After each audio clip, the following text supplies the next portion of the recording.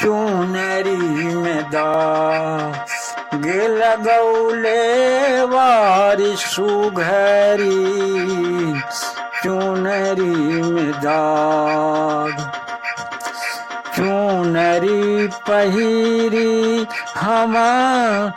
चलली ससुरवा चुनरी पहिरी हम चलली ससुरवा ससुरा के लोग कहे ससुरा के लोग कहे ई तो बड़ी फुहरी चुनरी में गे लगौले वारी सुघरी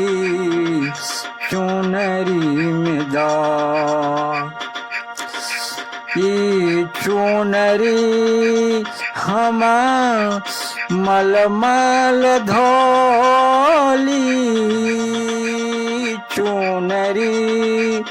हम मलमल धोली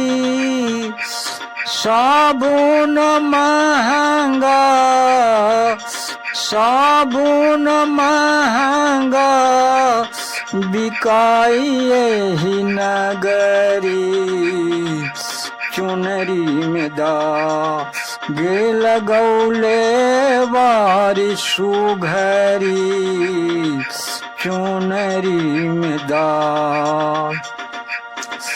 कहता कबीर सुनो भाई साधो कहत कबीर सुनो भाई साधो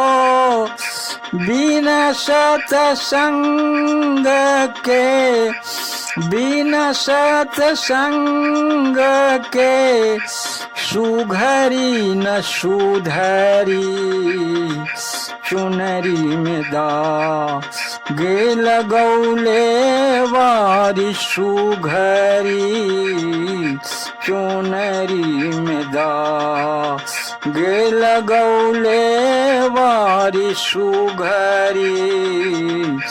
चुनरी में